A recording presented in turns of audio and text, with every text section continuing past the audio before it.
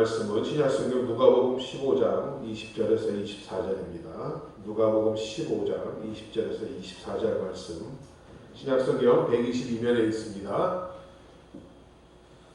누가복음 15장 20절에서 24절 말씀 찾으신 분들은 함께 읽겠습니다. 이에 일어나서 아버지께로 돌아가니라. 아직도 상거가 먼데 아버지가 저를 보고 측은히 여겨 달려가 목을 안고 입을 맞추니 아들이 가로되 아버지여 내가 하늘과 아버지께 죄를 얻었사오니 지금부터는 아버지의 아들이라 일컬음을 감당치 못하겠나이다. 하나 아버지는 종들에게 이르되 제일 좋은 옷을 내어다가 입히고 손에 가락지를 끼우고 발에 신을 신기라. 그리고 살린 송아지를 끌어다가 잡으라. 우리가 먹고 즐기자. 이 내 아들은 죽었다가 다시 살아났으며 내가 잃었다가 다시 얻었노라 하니 저희가 즐거워하더라. 아멘. 구월속 찬주일 오늘 누가복음 15장의 본문의 말씀으로 아버지의 사랑이라는 제목으로 함께 은혜를 받기 원합니다. 방금 우리가 읽은 성경 누가복음 15장의 이야기는 교회를 다니지 않는 분들도 잘 알려진 그러한 이야기지요. 바로 탕자의 이야기, 탕자의 비유라고 말하고 있습니다.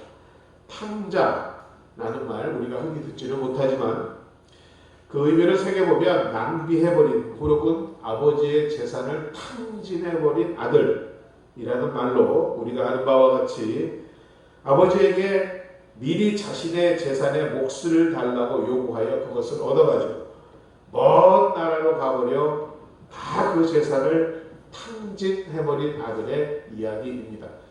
당시 유대 사회 관습으로 본다면 살아있는 아버지에게 내 몫을, 내 상속분을 달라는 것은 큰 불효 중에 하나였습니다. 그것도 넘어서 그 재산을 가지고 타국으로 가서 기생들과 함께 먹고 마시며 다 탕진해버린 그런 아들의 이야기라는 말씀이죠. 그럼 과연 이 탕자의 비유 가운데서 우리가 새겨볼 것이 무엇이 있겠습니까? 어떤 의미에서 우리 모두는 이와 같은 탕자가 아닌가라는 생각을 해보았습니다. 이 세상에 태어날 때 우리는 하늘아버지가 주신 인생의 가능성, 또 시간, 건강, 재능 등을 다 제대로 쓰지 못하고 낭비해버리지 않았는가라는 생각을 해보았습니다. 그런데 본문에 예수께서 들려주신 이 탕자의 이야기가 있다 보면 아들만이 아니라 아버지도 많은 것을 낭비하고 있음을 우리는 알 수 있습니다. 먼 나라로 정처 없이 떠나간 그 아들을 찾으라고 걱정하느라고 시간을 낭비하고 또 여기저기 수소문하느라 재물도 낭비하고 무엇보다 그 아버지의 사랑을 아낌없이 낭비하였습니다. 그런 의미에서 탕자의 이야기는 곧 하늘아버지의 낭비된 사랑의 이야기라고도 말할 수 있겠습니다. 예수님이 이 땅에 오심으로 인류에게 주신 가장 큰 의미는 바로 하나님이 어떤 분이신가를 직접 몸으로 알려주기 위하여 오셨습니다. 구약 성경을 읽다 보면 하나님의 호칭에 대한 여러 가지 말씀이 나오고 있는데 지금 우리로서는 매우 생소한 표현들도 많이 있습니다. 여호와, 야훼, 엘로힘 이런 단어들이 쓰여지고 있습니다. 당시 구약의 사람들은 성경을 읽을 때 이 여호와의 이름을 감히 입에서 읽지도 못하게 하였다라고 합니다. 그런 아버지에 대해서 예수님께서는 이 땅에 오셨을 때 그 아버지는 바로 우리의, 그 하나님은 바로 우리의 아버지와 같다라는 것을 말씀하여 주시기 위하여 이 땅에 친히 오신 것입니다. 그래서 주기도문을 가르치시면서 이렇게 말씀하시지 않습니까? 너희는 기도할 때에 하늘에 계신 아버지여라고 기도하라고 가르쳐 주셨습니다. 이것은 당시로서는 정말 획기적이고 혁명적인 역사가 아니라고 할 수밖에 없습니다. 여호와의 이름을 입에 담지도 못했던 유대 민족들에게 아버지라고 부르라고 하였으니 얼마나 놀라운 변화입니까? 여기서의 아버지란 말의 본래 뜻은 아버지라고 하여서 아빠라는 뜻입니다. 친근한 아버지와 같다라는 것입니다. 하늘에 멀리 계시고 우리를 창조하신 그 위대하신 하나님이 우리의 아빠와 같다라고 주님께서는 말씀해 주신 것입니다. 그렇다면 문제는 그 아빠가 과연 어떤 아빠이냐라는 것이 우리가 깨달아야 할 부분인 줄로 알고 있습니다. 어느 주일학교에서 선생님이 바로 이 부분의 설교를 아이들에게 주일날 하면서 하나님은 우리 집에 있는 아빠와 같은 분이십니다 라고 설명을 했더니 하나이가 막 울더랍니다. 왜 그랬을까요? 집에 있는 아빠를 생각해보니 밤 12시에 술 취해 들어와서 온갖 소리를 지르고 집을 다 때려부시고 그럼 하나님도 저런 아빠라는 얘기인가? 라는 생각이 그 아이에게 들었던 것입니다. 그러면서 그 아이는 그렇다면 하나님이 나는 너무 싫습니다 라고 말하였다라고 합니다. 그러나 성경은 오늘 누가복음의 탕자의 비유를 통해서 하나님은 과연 어떠하신 분인가를 말씀하고 있습니다. 그 아버지의 사랑이 과연 어떠한지 우리 한 세 가지로 오늘 나누어서 한번 살펴보겠습니다. 탕자의 비유에서 나타난 아버지의 사랑에는 바라보는 기다림이 있습니다. 본문 20절에 보면 돌아오는 탕자 둘째 아들을 영접하는 아버지의 태도를 나타내는 몇 가지 주요한 단어들이 등장합니다. 그 첫째가 보고라는 단어입니다. 아들이 아버지를 먼저 본 것이 아니라 아버지가 아들을 먼저 보았다라는 것입니다. 아니, 그 아들을 보기 위해 오래전부터 기다리고 있었다라는 것입니다. 본문에 보면 아직도 상거가 먼데, 즉 거리가 멀리 떨어져 있는데 아버지는 아들을 알아보았고 보자마자 친근히 여겼다라고 말씀하고 있습니다. 아버지가 아들을 보는 눈은 차가운 관망의 눈이 아니라 한없는 긍휼로 바라보는 눈이었던 것입니다. 그는 이 긍휼의 눈으로 먼 나라에서 방황하는 아들의 걸음을 지켜보고 있었던 것입니다. 그가 아들이 허랑방탕하며 쾌락의 방에서 그의 존재를 스스로 학대하고 있을 동안에도 아버지는 눈물 어린 눈으로 이를 가슴으로 지켜보고 있었던 것입니다. 돼지우리에서 주엽 열매를 씹고 있을 때에 아버지는 자신의 배를 함께 줄이며 아들의 허기진 얼굴을 바라보고 있었습니다.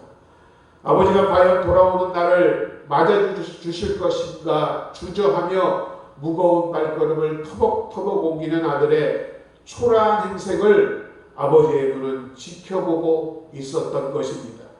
이렇던 아버지의 눈은 아들의 힘없는 발걸음조차도 차가워진 손도 놓지 않고 계속 마음으로 바라보고 계셨던 것입니다. 우리가 아버지를 높여 부를 때에 부친이라고 합니다. 돌아가신 아버지를 특히 선친이라고 말합니다. 이럴 때 이 친자의 구절을 보면 한번 말씀드렸지만 나무 위에 설립자 그리고 골견자가 서 있습니다. 나무 위에 올라서서 멀리 바라보고 있다라는 뜻입니다. 이것이 친할 친자, 부친할 때의 바로 그 친자입니다. 오늘 돌아오는 탕자를 바라보는 아비의 마음이 이와 같았던 것입니다. 한시도 잊지 않고 바라보고 계셨던 아버지의 사랑인 것입니다.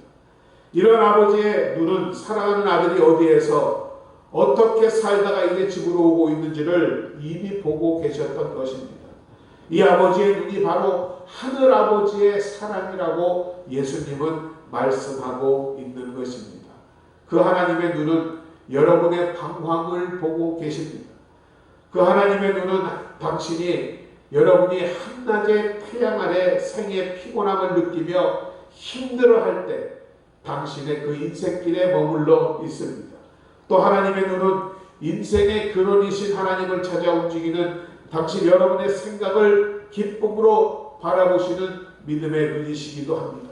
그리고 하나님은 여러분의 영혼이 하나님께로 돌아오기를 간절함으로 기도하는 기도의 눈인 것입니다.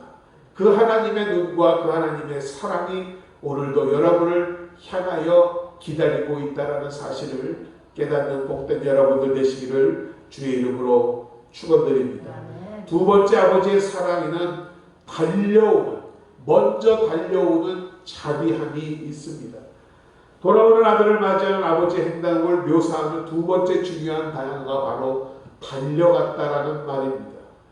아들은 달리지 못했습니다. 쭈뼛쭈뼛 머뭇거리면서 터벅터벅 걸어오고 있었습니다. 주저하며 걷고 있었습니다. 과연 아버지가 나를 아들로서 맞아줄 것인가? 내가 아버지 집을 떠나 모든 것을 다 허비해버리고 떠난 나를 다시 맞아주실 것인가? 걱정하고 무거운 발걸음이었던 것입니다. 그러나 먼저 아들을 알아본 아버지는 그야말로 버섯발로 뛰어달려오고 있었던 것입니다. 아들이 한 걸음 한 걸음 걸을 때 아버지는 이미 10걸음으로 달려오고 있었던 것입니다. 아들의 발걸음은 회한에 가득 찬 발걸음이었으나 아버지의 발걸음은 환희에 가득 찬 기쁨에 가득 찬 발걸음이었던 것입니다. 바로 자비의 발걸음이었던 것입니다. 본문에는 친근히 여겨 달려가라고 기록되어 있습니다. 이 부분을 영어 표현으로 보면 His heart went out to him이라고 해서 그의 아비의 마음이 이미 그에게로 달려가고 있다라고 표현하고 있습니다. 아버지의 마음은 아버지의 발보다도 더 빨리 아들에게 달려가고 있었던 것입니다. 원래 아버지는 그러한 분이었던 것입니다. 노하기를 더디하시며 축복하기를 빨리 하시는 하나님이셨던 것입니다. 사랑하기 때문입니다. 사랑하는 이를 만나러 가시던 때가 생각나십니까? 첫사랑의 기억을 이 시간 잠시 한번 떠올려 보시기 바랍니다. 얼마나 설레고 기다리고 있었는지를, 달려가고 싶었는지를 한번 떠올려 보시기 바랍니다. 오늘 물론 이 자리에 오신 저희 모든 성도들은 억지로 오신 분은 없다라고 저는 믿고 있습니다. 그러나 여러분, 정말 여러분이 하나님을 사랑하고 교회를 사랑하게 된다면 그 어느 날보다 주일날 교회에 나오는 일이 기쁜 일이 되어야 할 줄로 믿습니다. 한 아들이 있었습니다. 참 게으르고 학교 가기도 싫어하고 모든 일에 의욕이 없는 중학생 아들이었다고 합니다. 어느 날 주말 아침이었는데 그렇게 게으르던 아이가 갑자기 일찍 일어나 깨끗이 샤워하고 머리도 빗고 향수도 뿌리고 막 준비를 하고 있더랍니다. 그리고 어디를 막 나가려고 하더랍니다. 그래서 왜 그러냐고 했더니 오늘이 첫 데이트 날이라고 하더랍니다. 이와 같이 비유가 좀 그렇습니다만 첫사랑, 그 사랑하는 사람을 만나고자 하는 기다림에서는 이러한 설레임이 있기 마련인 것입니다. 오늘 여러분들은 과연 이러한 설레임을 가지고 이 자리에 나오셨으리라 저는 믿고 있습니다. 날마다의 그런 설레임이 여러분 가운데 충만하시기를 주의 이름으로 축원드립니다. 이 시간 하나님과의 관계가, 아버지와의 관계가 다소 소원해졌다라고 느껴지시는 분이 있다면 오늘 이 말씀을 통하여 다시는 그 사랑을, 첫사랑을 회복하시는 여러분 되시기를 주의 이름으로 축원드립니다. 언제나 아버지를 기다리고 계시고 여러분을 무엇보다 기뻐하시고 버선발로 뛰어나가 여러분을 맞이하신다라는 사실을 기억하시고 그런 확신 가운데서 신앙생활 하시는 여러분 되시기를 간절히 부탁드립니다. 저쪽에 저 앞에 눈에 익은 그림자가 달려오고 있습니다. 희미한 눈으로 바라보니 바로 그 아버지였던 것입니다.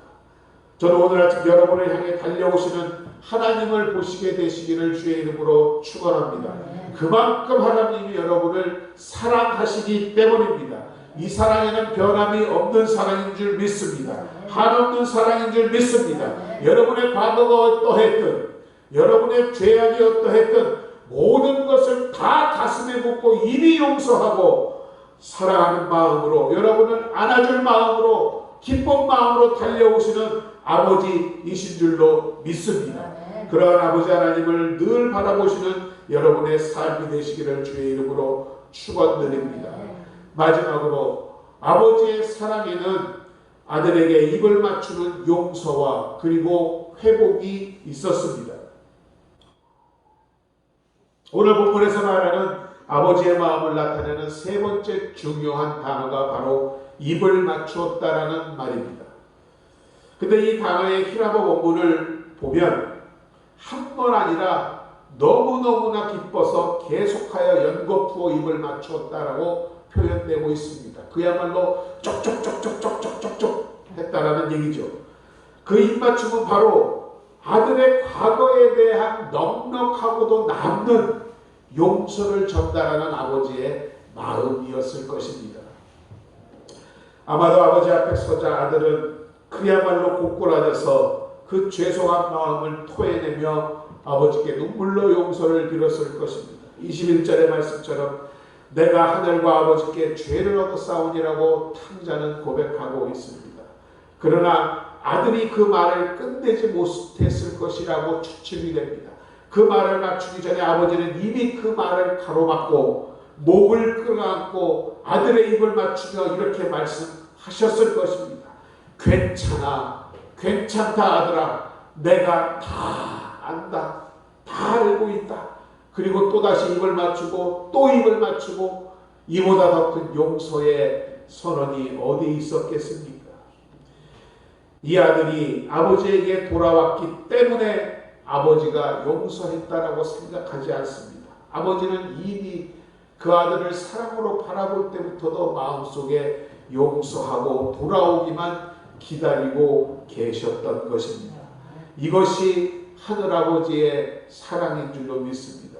그리고 메마르고 터진 피곤한 아들의 입술을 사랑으로 만나고 싶어 하셨던 것입니다. 이 한마디를 위해서입니다. 괜찮아, 난 이미 다 용서했단다. 더 나아가 아버지는 그 아들을 향한 용서로만 만족하지 않았습니다. 그 아들이 새로운 미래를 향해 나아갈 수 있도록, 새 출발을 할 수 있도록 그의 신분을 완벽하게 회복하고자 노력하고 있는 아버지의 모습을 볼 수 있습니다. 22절에 보면 제일 좋은 옷을 입히라고 말씀합니다. 구약에서 옷은 신분을 상징합니다.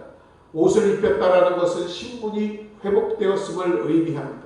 손에 가락지를 끼워줍니다. 또 새 신을 신겨줍니다. 모두가 아들의 새로운 출발을 향한 은총의 준비였음을 우리는 알 수 있습니다. 이렇듯 성경을 보면 죄인이 하나님 앞에 오자마자 하나님은 우리를 용서하셨을 뿐만 아니라 우리를 의롭다고 해 주신다고 합니다. 의의 예복을 입혀주신다고 합니다. 그리고 우리는 결코 그의 사랑에서 떠날 수 없는 자녀라고 새로운 언약을 또 맺어 주신다라고 합니다. 그리고 복음의 새 신을 신기고 새롭게 살도록 격려해 주신다라는 것입니다. 그리하여 우리의 새로운 삶은 환희와 기쁨으로 잔치함으로 시작되게 된다고 말씀하고 있는 것입니다. 오늘 아버지도 그러합니다. 살진 송아지를 잡고 잔치석상에서 아버지는 이렇게 선언하고 있습니다. 너는 죽었다가 다시 산 내 아들이요 잃었다가 다시 찾은 내 아들이라고 오늘 말씀하고 있는 것입니다. 오늘 이런 아버지의 사랑이 여러분 가운데서도 충만하게 넘치고 있음을 믿습니다. 이런 사랑을 여러분이 경험하시기를 간절히 축원해 봅니다. 우리가 이런 사랑을 경험하기 위해서 우리가 해야 할 일은 무엇일까요? 다시 이 대답을 위하여 예수님의 이야기로 돌아가 물어야 할 질문은 아직도 먼 나라에 가 있었던 아들이 해야 할 일이 과연 무엇이었는가라는 것입니다. 꼭 한 가지밖에 없었습니다. 돌아오는 것입니다. 본문 17절에 보면 아들이 스스로 돌이켰다라고 하며 20절에도 보면 일어나 아버지께로 돌아왔다라고 했습니다. 우리가 하나님 앞에 돌아오는데 최대의 장애물은 죄책감과 죄의 문제입니다. 바로 이러한 장애물을 해결하기 위하여 아들이신 예수께서 이 땅 위에 오셔서 우리의 죄를 짊어지시고 십자가에 못 박혀 돌아가신 것입니다. 그러므로 예수님께서 십자가에 못 박힐 때에 아들의 모든 죄도 함께 못이 박혔던 것입니다. 그러하기에 우리의 장애물은 이미 치워졌으므로 이미 용서함을 받았으므로 하나님 앞에 자유로 돌아오기만 하면 되는 것입니다. 그런데 그 돌아옴이 여러분 쉽게 될 것 같죠? 절대 쉽지가 않습니다. 여러분은 그런 의미에서 정말 크신 은혜와 사랑을 받은 분이신 줄 알아야 할 줄로 믿습니다. 좀 된 이야기지만 이런 이야기가 있습니다. 어떤 아버지에게 참 눈에 넣어도 아깝지 않은 한 외아들이 있었답니다. 얼마나 귀했겠습니까? 하나밖에 없는 아들을 위해 자신의 온 시간과 삶을 희생하며 그 아들을 위해 살았습니다. 자식이 원하는 것은 무엇이나 다 들어주었고 아쉬울 것, 부러울 것이 없이 그렇게 아들을 키웠습니다. 그런데 항상 그렇듯이 그렇게 자란 아이들이 버릇없이 자라나게 되어 있지 않습니까? 고등학교를 마치고 대학에 들어갔답니다. 옛날에 대부분의 부모들이 그랬지만 사실 당시에 대학을 보내려면 땅 팔고 소 팔아 아들 학자금 대학 등록금을 마련해 주어야 했습니다. 그렇게 해서 이 아들을 서울에 있는 대학에 보냈습니다. 그런데 참 야속하게도 이 아들이라는 놈은 그저 돈만 떨어져서 지가 아쉬워지면 아버지한테 연락을 합니다. 그러면 또 아버지는 안타까워서 객지에서 고생이나 하지 않을까, 잘 먹지 못하지 않을까 하는 생각에 빚을 얻어서라도 아들에게 돈을 아낌없이 보내고는 했습니다. 그러나 사실은 이 아들이 오늘 성경에 나오는 탕자와 같이 아버지가 보내온 FM 장학금이라고 그러죠. 파더 마더 장학금. 이거를 가지고 그저 먹고 마시고 노는 데에 다 탕진했던 것입니다.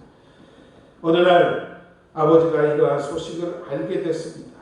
그리고 자신이 그동안 아들을 사랑하는 것이 잘못되었음을 아버지가 깨닫게 되었습니다. 아버지에게 소식이 없으면 안부라도 걱정해야 할 텐데 이 아들에게 아버지의 존재는 그저 내 돈 주머니를 채워주는 사람이라는 것 외에는 아무런 가치가 없는 그런 존재였습니다. 아버지도 연락을 끊었습니다. 그러자 화가 난 아들이 아버지에게 전보를 쳤답니다. 당시의 전보는 10자가 넘으면 비싸니까 딱 10자를 넘지 않는 말로 쳤답니다. 당신의 아들 굶어주고 아들 이렇게 처음을 했답니다. 그 전보를 바라는 아버지의 마음은 정말 찢어질 듯이 아팠을 거 아닙니까? 그러나 아버지의 속마음을 이야기를 바라면서 대답 전보를 또 10자 이하로 이렇게 보냈답니다. 굶어 죽어라 애비. 전보를 바라는 아들은 분노하며 아버지가 어찌 나한테 이러실 수 있는가 라고 인연을 끊어버리겠다라고 하며 마음을 먹었다라고 합니다. 아들은 주위 사람들에게 아버지가 내 가슴에 못을 박았다고 말하면서 살길이 막연해지니 이제 이를 악물고 살기 시작했습니다.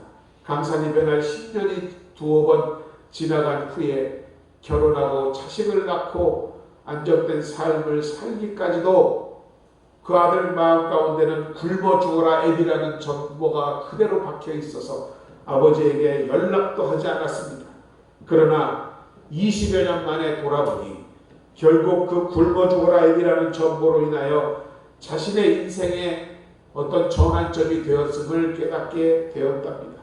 그래서 고향을 떠난 지 수십 년, 20여 년 만에 추석 명절에 고향집으로 아버지를 찾아가기로 했습니다. 그랬더니 아버지는 이미 세상을 떠나셨고 유언서 한 장을 남겨두었다라는 것입니다. 그 유언의 내용은 이러했습니다. 아들아, 너를 기다리다가 먼저 간다. 하루도 나는 너를 잊어본 적이 없다. 내가 소식을 끊은 후로 나에게는 하루하루가 고통스러운 날이었다. 정말 너를 사랑했다. 그러하기에 내가 보낸 답전보는 바로 내 인생을 분발시키기 위한 그런 의미여서였다. 부디 이 애비를 원망하지 말고 행복하고 바른 삶을 살아가기 바란다. 가슴에 못이 박힌 애비가 라고 그 편지를 유서로 남겼더랍니다.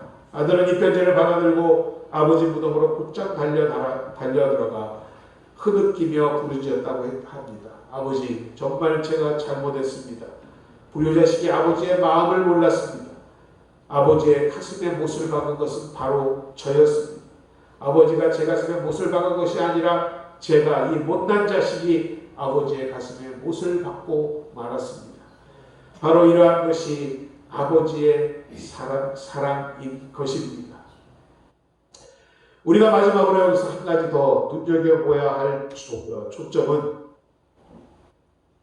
본문 29절을 보면 이 집의 맏아들에 대한 이야기가 기록되어 있습니다. 그는 이렇게 얘기합니다. 나는 여러 해 아버지를 섬겨 아버지의 명령을 어긴 일도 없었고 틀림없이 아버지의 명령에 따라 신실하게 그 명령을 수행하여 왔다라고 스스로를 평가합니다. 그런데 여러분, 이 맏아들이 아버지의 가장 마음속에 있는 중요한 명령을 지키지 못한다는 사실은 그가 깨닫지 못하고 있음을 우리는 주목해 보아야 합니다. 한 아들을 잃어버린 상황, 그리고 그 아들의 소식이 끊어진 안타까운 형편에서 아버지가 가장 원하는 것이 무엇이었겠습니까? 농사 잘 짓고 소 잘 키우는 거였겠습니까? 아닙니다. 떠나간 동생을 좀 찾아왔으면 하는 것 아니었겠습니까? 말로 하지 않았어도 아버지의 가장 큰 바람이었습니다. 그러나 마태옥은 그것에 주목하지 않았습니다. 그리고 돌아온 동생에게 아버지가 맏아들에게 말합니다. 내 동생을 다시 사랑해 주어라 라고 부탁을 합니다. 그러면서도 그 맏아들은 그 동생을 사랑하지를 않습니다. 결국 아버지의 가장 큰 사랑과 마음을 아들은 이해하지 못했다는 것입니다. 여러분, 가장 큰 효심이 무엇입니까? 부모의 마음을 헤아리는 것이 가장 큰 효도인 줄로 믿습니다. 아버지의 마음 명령 가운데 있는 그 사랑, 죄인까지도 사랑하는 그 사랑을 아들이 깨닫지 못하였다는 것은 맏아들로서의 가장 중요한 것을 깨닫지 못하고 있었다는 사실입니다. 또 하나 이해하지 못한 것, 둘째 아들과 즉 동생과 자신과의 관계였습니다. 그는 분명히 자신의 동생입니다. 맏아들은 그러나 동생을 동생으로 여기지 않고 있습니다. 오늘 본문을 보아도 동생이라 하지 않고 당신의 아들이라는 뜻으로 말하고 있습니다. 끝까지 내 동생이라는 표현을 거절하고 있는 것입니다. 맏아들은 탕자를 일컬어 당신의 아들이라고 말하면서 동생이라고 부르는 것을 거절하고 있습니다. 마치 경멸적인 어투로 바리새인과 서기관들이 세리와 창기와 같은 사람들을 손가락질하며 죄인이라고 했던 것과 같은 것입니다. 주님은 바로 이러한 것을 말씀하고 있었던 것입니다. 아버지는 이렇게 말합니다. 이 내 동생은 죽었다가 살아났고 다시 찾은 내 아들이라고 말씀하고 있지 않습니까? 바로 하나님의 마음이 이러한 것을 당시 이스라엘 세리가 바리새인과 제사장들은 깨닫지 못하였던 것입니다. 그러하기에 주님의 말씀을 그들은 깨닫지 못하였습니다. 그리고 예수께서 십자가에 못 박히신 이유도 깨닫지 못하였던 것입니다. 바로 이와 같은 우리의 죄 때문인 것을 그들은 알지 못하고 손가락질만 했던 사실입니다. 그리고 이제는 우리가 죄에서 돌아서서 아버지의 집에 돌아와 사는 것을 보고 싶어 하시는 줄로 믿습니다. 그러면 이제 우리가 오늘 성찬주일에 십자가 앞에서 나와 이렇게 고백할 시간입니다. 제가 아버지의 마음을 몰랐습니다. 저의 죄가 예수님을 못 박았습니다. 그러나 이제는 아버지의 사랑을 기억하며 하나님을 저의 아버지로 모시고 예수님을 저의 구원의 주로 믿고 인생을 살아가겠습니다. 고백해야 할 줄로 믿습니다. 그렇게 하신다면 오늘이 바로 여러분 인생의 새날이 되는 것이며 우리 예수님이 십자가에 못 박혀서 돌아왔을 뿐 아니라 우리로 하여금 새로운 삶으로 인도하는 분이시라는 것을 깨닫는 귀한 시간 될 줄로 믿습니다. 오늘 말씀하십니다. 분명히 우리가 돌아오면 아버지는 우리를 넉넉한 사랑의 품으로 안아주신다라고 말씀합니다. 그리고 여러분이 하나님의 자녀로서의 신분을 완전히 회복하게 해주신다라고 말씀하고 있습니다. 여러분은 축복받을 인생으로 태어난 사람들입니다.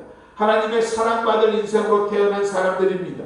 단지 아버지께로 돌아오시기만 하면 된다라는 것입니다. 이것이 오늘 누가복음 15장 탕자의 비유를 통한 예수님의 말씀, 즉 하나님의 아버지의 사랑이었던 것입니다. 이러한 아버지의 사랑을 한시도 의심하지 말고 여러분이 어려운 상황과 환경 가운데서도 또 기도함으로 믿음으로 이러한 아버지를 더욱 의지하며 나가시는 여러분의 삶 가운데 주님의 예비하신 축복과 그 많은 형통들이 여러분 가운데 또 자녀들 가운데 나타나게 될 줄로 믿습니다. 오늘 그러한 하나님을 더욱 바라보시는 여러분 되시기를 주의 이름으로 축원드립니다. 아버지 하나님 은혜와 사랑을 감사드립니다. 귀하고 귀한 성찬주일 오늘도 우리로 하여금 아버지의 사랑을 깨닫게 하시니 감사드립니다. 이 사랑이 우리 안에 풍성함을 다시금 확신하게 하여 주시고 의심치 말게 하여 주시고 이 사랑을 안고 돌아가 이 사랑을 널리 전하는 당신의 복되고 복된 자녀들 되게 하여 주시옵소서. 그리하여 오늘도 살아계신 하나님의 인도하심과 풍성하신 은혜와 긍휼 가운데 거하는 주의 백성들 될 수 있도록 주님 함께하여 주옵소서. 예수님의 이름으로 감사드리고 기도드립니다. 아멘. 우리 이 시간 잠시 묵상으로 기도하시면서 성찬을 준비하도록 하겠습니다.